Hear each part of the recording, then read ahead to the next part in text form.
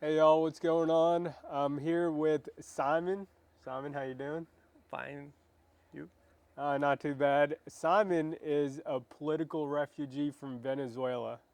Yes, that Venezuela that you've all heard about, that used to be an extremely prosperous country and is now one of the worst countries in the world to live in. So Simon was there. Simon, when were you born, roughly? At the beginning of the 70s. Okay. So in the 70s, Simon was born in Venezuela and he moved to East Texas roughly 20 years ago.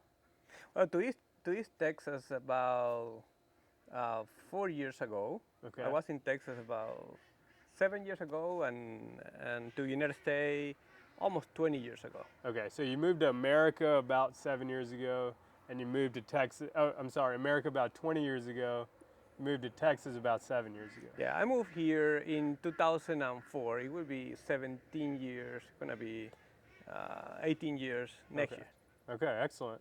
Yeah. So Simon is going to tell us what Venezuela used to be like, and he loved the country from what you were telling me earlier, but then why you were basically forced to move to America, right? So, yeah, so tell us about what Venezuela was like when you were growing up, 70s, 80s, 90s. Well, Venezuela used to be known as the United States of the South. I've never heard that before, Yeah, but okay. because he was a big magnet for people from everywhere in the world. Okay. So from South America, from Europe, from different places, Asian. They used to come similar to here. Okay, Right. it was a prosperous country with a lot of freedom and potential. So it Okay. was the earliest nation where democracy was the the political system. I mean, we got democracy in 1958, so one of the earliest in Latin America. That's right. Very prosper. I born in a very good hospital, university, the biggest system of transportation systems. We got train and very good system for in economic system Mm-hmm. and in social progress. Right. Yes, this is the country that Venezuela used to be. So when you were growing up, it'd be fair to say Venezuela was the most prosperous country on the entire continent, or is that a stretch? It was in the world was the country with the biggest speed into mobility. That means a person that will come to Venezuela has the biggest chance to move into prosperity and be middle class. Yeah. So in other words, the Venezuelan dream, right? Anyone can show Excellent. up, and then they have an excellent chance of making it into the middle class as long as they put out the effort. Yeah, and I'm a good example of that. My father was a poor son of an Arab from Palestine um, immigrant. Mm, So I became a mechanical engineer. okay. So I was able to go to school, and like myself, many people that wanted to have that dream, Yeah. the Venezuelan dream, Yeah. they were hard, and they were able to prosper. Of course, and thank God for that, and Yeah. not taking all the credit. Okay. So tell me if I'm wrong. What it sounds like to me is Venezuela was a land of immigrants, pretty rich. If you work hard, you can make anything of yourself there. And in general, people just really enjoy their lives. Does that sound about Yeah, what? they enjoy and a lot. I mean, Yes, that it was a sounds. very happy country. Yeah, I mean that sounds basically just like America. I mean, what are some big differences between Venezuela and America? The big difference between Venezuela and America at that time, When you were growing up, that's right. um, Was it really just a language, or? no, we were not as good workers as Okay. United Work States. And ethic. when Okay. I came here, I relate that, and I think is related to the Judeo-Christian root Mm-hmm. of this country compared to ours. So it's different, but I admired the work ethic of United States and the root of United States, they are quite remarkable. That's right, yeah. And that's a good point you bring up is, these Judeo-Christian values that a lot of people don't even understand that they're surrounded by and is the foundation for our society. Yeah. That's something that makes America what it is. And even if people don't recognize why, it's what creates a lot of the actions that our society takes. And that's something that you see a lot of enemies of America, the first thing they want to do is they want to tear down the Judean Christian heritage of the country because they know that is the foundation of what makes us who we are.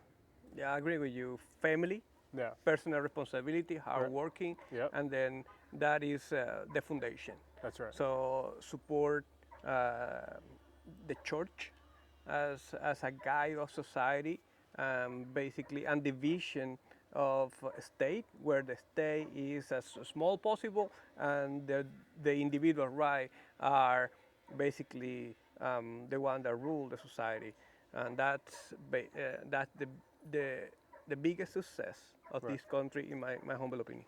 Okay. Excellent. So you grew up in Venezuela. It was awesome. You had a lot of fun. You ended up being super successful. What did you go to college for again? I went to Simon Bolivar University, one of the more prestigious universities, not only in Venezuela, but in Latin America. Right. So I graduated as a mechanical engineer there.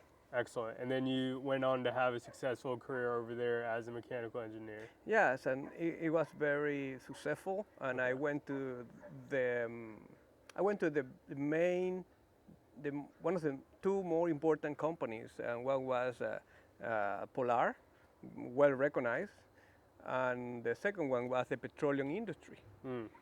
Yes, and well recognized. It was the fifth more important petroleum company in the world at that time. Yeah. Okay, so you had an amazing job working with these Yeah. amazing companies. I'm guessing you were paid well. Your life's going great. But then what happened? So what happened is, at that time,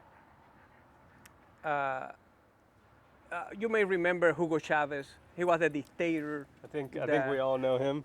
Yeah. For the people that don't know, Hugo Chavez, of course, was the president of Venezuela from 1999 to That's correct. 2013, something like that. When he died. Right.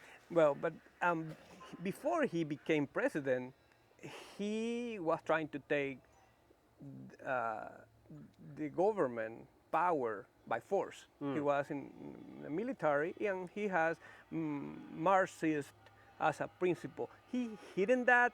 He was avoiding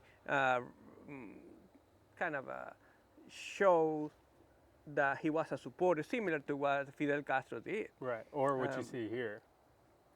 Yes. Yeah. But basically, the socialist route was in there. That's right. And I, to be honest, I sympathized that because I thought the government at that time was bad.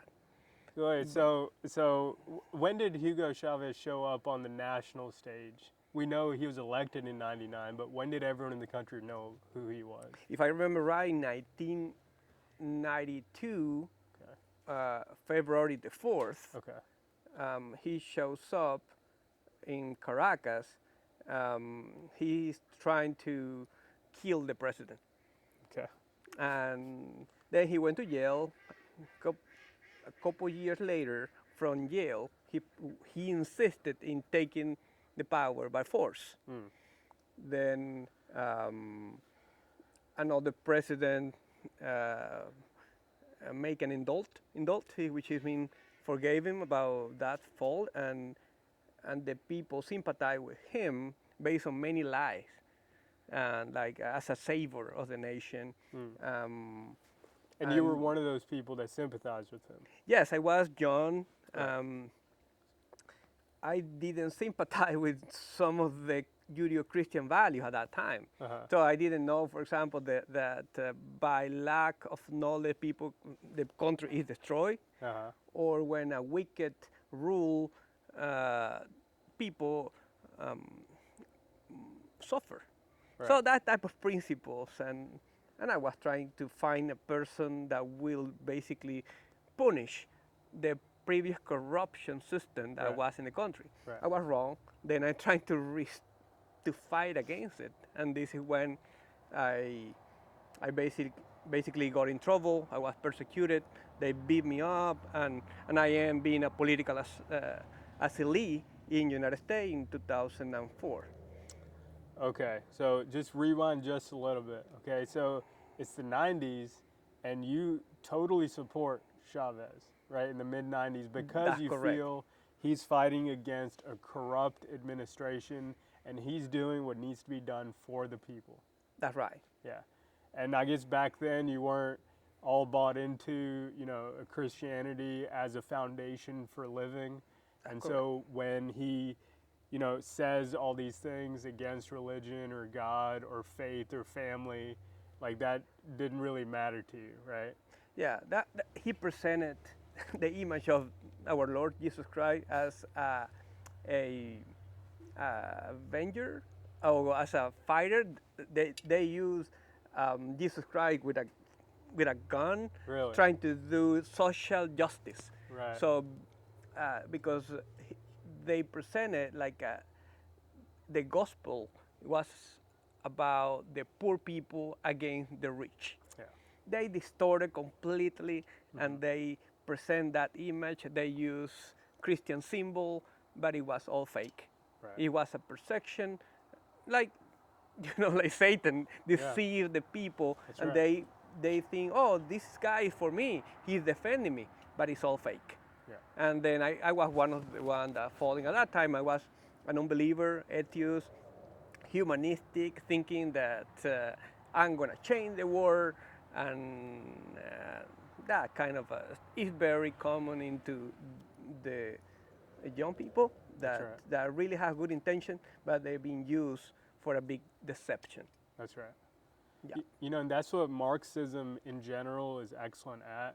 Because Marxism, and especially for the people that probably keep hearing this word but don't know what it is, Marxism is just a thought that philosophers, they call it the school of materialism. So, in other words, Marxism denies the spiritual inner nature of all human beings. And because Marxism denies that, anything that they want to do is all about pitting one group of people against the other. absolutely. So in Venezuela, Hugo Chavez was excellent as using Christianity or the image of Jesus to pit one group against the other, or the rich against the poor, or the business people Absolutely. against the workers. But that's never been what especially American society, we've never stood for that because we have been by nature based on spiritual values, and we know that at the end of the day we're all the same. Yeah, that's important. The the concept of this is a good person and a bad person, and the solution is gonna come when the good person uh, destroyed the bad person. Hmm. That is completely not biblical. That's right. The Bible explains that we are all bad, That's right. and this is a fallen world, Exactly. and the only savior is our Lord. And then, i- based on the principle that He gave us, which is the foundation of this country, is when we can accumulate uh, more peace in earth, assuming that we're not gonna get it until He come, but as close as you are of those um, principles, Christian principle, the society is going to be more peaceful. And the government function is to restrain evil Right.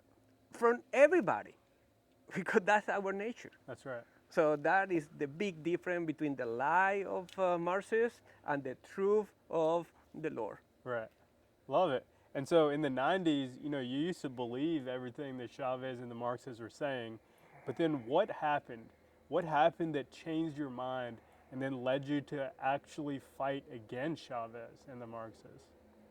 I think the biggest was I have a baby. Okay.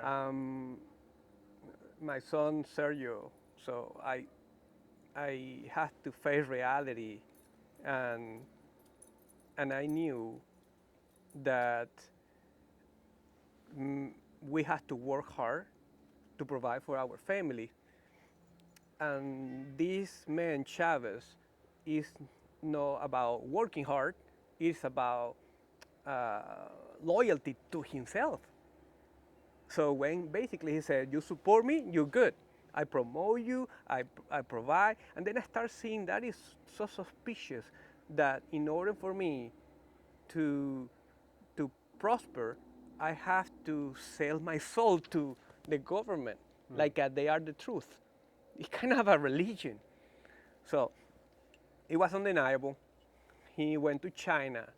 He basically was mentored by Fidel Castro, and he displays this uh, type of change in society where it's not about personal responsibility, it's not about family. He's trying to put his hand, his doctrine over our kids.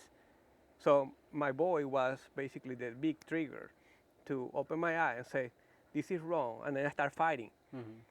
And I start fighting. So because I felt I was responsible too Really? for promoting that wicked system, which is the Marxism. Right. So how did you start fighting against him? Well, I start fighting for the human right. Okay, at the beginning it was more into human right, education. Um, I was fighting at work, saying the truth, like I'm doing it now.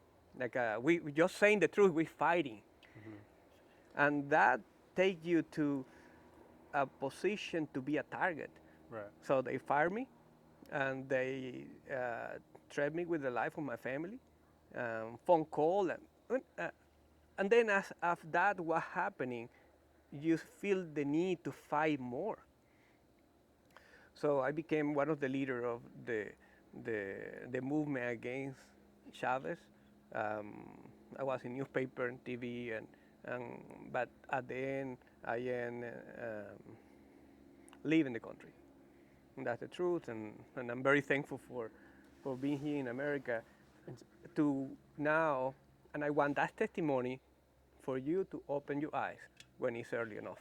Right. And so, this is the testimony. So you got fired from your job, and you had the government calling you, threatening your life and your family's life, only for speaking out against the government. No That's other. right. Okay. And that's what caused you to go down this path of actually organizing the fight against the government. That's right. Okay. And so you start organizing these fights, these rallies, events, and then what happens between then and 2004 when you sought political asylum and showed up in America? Well, it was a difficult time.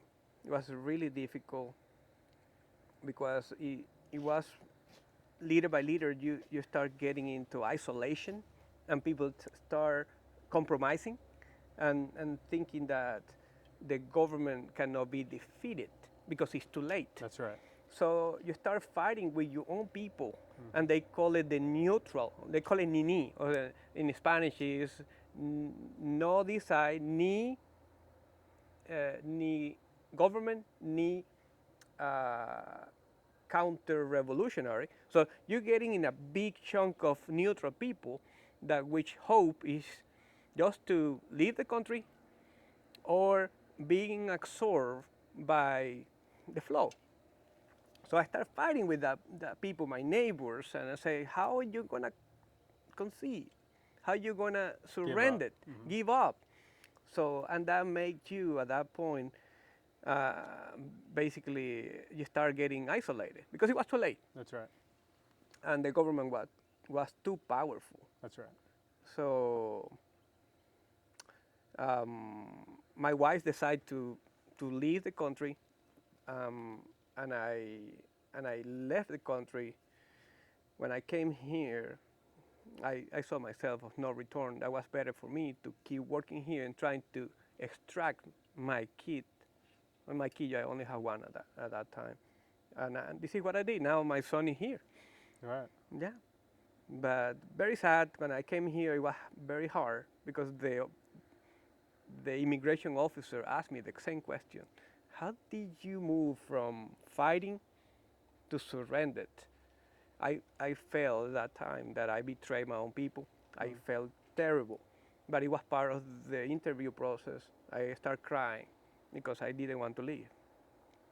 Um, but at that it was too late. Right. That is how I became a political refugee here, and now I am a citizen of this wonderful country. Love it. Love it. Yeah. Well, I'd like to, you have so much wisdom and experience with this specific field, especially I'd love for people to know what you think about what's happening in America right now. Because, all the news we get these days, Hmm. people are used to it all being hyperbole. We're used to media, we're used to politicians just telling us every day, hey, the sky is falling, be scared, run around yelling, you know? So, someone that has lived through this, that understands how these revolutions go, and that you've experienced, what life is and should look like. Tell us what you think. Like, what do you see with the stuff happening in America right now? Is it similar to what you saw in Venezuela, or is it some similar, some different, or is it not similar at all? Like, what are your general thoughts? Very similar. It's Very similar. division, very similar. Yeah, I Okay. tell my wife all the time. I said to her, "This is what they did. This is what probably is gonna happen," and a few days after happened, and my wife said, "Oh, wow!" Right. So the point is how to fight. But yes, the answer to your question is a lot of similarity.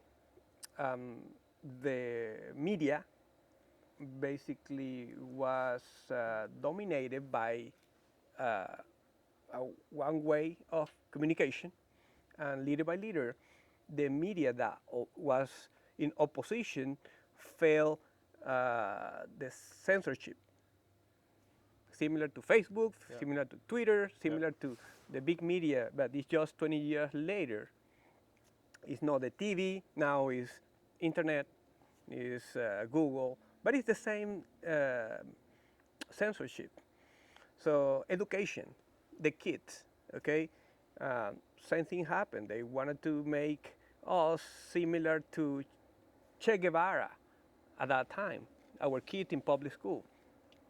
Um, a lot of conflict with church, even they were Catholic church, and it was about I have the right to indoctrinate your kids, not church, no family, but the government. Um, Division, family were completely divided, and offering a lot of money. They offer so much money. Mm. They basically gave houses, and always was about the victim mentality of the poor population. Right. But they became rich doing that. Mm. There are so many similarities, and that and I got deja vu all the time about. So you do think there is a Marxist revolution happening in America right now, or would that be a stretch? I think is a big change that includes many Marxist principles. I think it is not the same thing as left and right. To be honest, it's something else because the they are. It's not about country by country. It's about the whole world in a movement toward a new way, a new regime that will remove a lot of rights from each country um, for a new agenda that will include some principles that will control nations that way. And you see that every day how that increase. You can use excuses like global warming Mm-hmm. or gender. So you say the United Nations fighting for homosexuality Right. right, or the feminist movement, or social justice, you name it. We in Venezuela they use different names, but it was the same objective. Now it is uh, the experiment in Venezuela using electoral machine and using an appearance of democracy. And after 20 years, nobody can say, is that a democracy? Is that a dictatorship? It is something that you don't understand. So, I mean, it is not exactly the Marxism, but it's with a lot of components and a lot of other tools that Marxist culture provide, that division everywhere. You divide, divide, divide, and then you conquer. That is an old trick, but that is being used in America. Yeah. I don't know the end of this is we're going to call it Marxist revolution, Okay. or we're going to call it the new system. Yeah. Whatever it is, I'm not going to conspiracy theories, but Yeah, we got plenty of those, don't we? yeah, that's not what I'm trying to say. But we can't be living just sucking our finger and thinking, everything is all right, because Right. It's not. it's kind of a closing our eyes. That's right. Yeah. So I mean, that brings up a great point, which is, I do every once in a while I run into people that just say, "Well, I'm here in East Texas, so I'll just turn off my TV and everything's gonna be fine here." What would your response to that be? That was the majority of Venezuelan population doing the same Yeah. until they had to leave. Yeah. So that is what I call the neutral. Yeah. The neutrality. It's not such a thing as neutrality. Neutrality produce an easy target. Yeah. You just stop moving. Yeah. They don't. Yeah. So it is easy for a minority to control a country. That's right. 10% of the socialists control Venezuela. That's right. They are not popular. No. Then 80-90% of the population are against them, but they control power. They control the military. They start demoralizing the military. They put the military to sell chickens. Mm-hmm. Right here, the military now are used for presenting and transgender with a name for one of your military tank navy in the navy. That is a very good example how demoralize them, or forcing to vaccination, or there are many ways how they divide every institution, and at the end they are the only institution that prevail, and this is how they take power. Yeah. And that's always how it's worked historically in every society. When you see a minority thought taking over, I mean, whether you look at China, Russia, whatever, it's always a small minority taking over and controlling the whole majority. And the most recent we saw was that in Afghanistan just last year. The Taliban have roughly 75,000 people in their army. Afghanistan is a country of roughly 40 million. So, and they took over the entire country. So 15%. Right. About that, yeah. So I guess then the last question for you is, what would you suggest for us, for just average people, like the people watching the video, the people that care about their country, but they still have day jobs, they still have families to take care of. They can't watch everything on the news every single day to keep track of every little thing, right? To them, what do you suggest? Okay, start again. This has a 30-minute time limit. It's coming up in 30 minutes. You can start again. Okay, about your question about what to do, I really don't have the magic answer, but everything starts with education. Education, and don't continue being in ignorance about what's going on around you. Speak with your neighbors, speak at church, and restore those Judeo-Christian values. And then it's an absolute truth into the challenge of society, okay? And even if you don't go into deep religious um, position in life, what I think is the best way how to understand truth, to be practical and pragmatic, Judeo-Christian principle work. This is the foundation of this country. It's been proven for hundreds Yes, of years. basically the rule of law that come from Moses, those principles work, and if you live by those, you can correlate to any nation that prosper and stop tyranny and resist dictatorships. So I think that is the key into education. Go to those principles and fight for them. And there are different ways how to fight for them. Right. Okay, but start with teaching. This is the my best advice. And don't comply with laws that are basically in disobedience to the law of our Lord. That is basically the government supposed to surrender to those laws. They Right. are created for a function, and we keep them small just to restrain evil.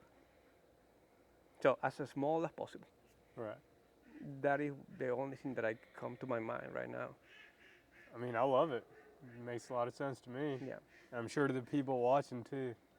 Well, Simon, I appreciate you talking to us and explaining to us exactly what you saw, as a political refugee from Venezuela and comparing it to what you see here today. I know I got a ton out of it, so I know they did too. Y'all, if you have any comments or suggestions or you want to thank Simon, just the comments below. And thanks for watching. We'll see you.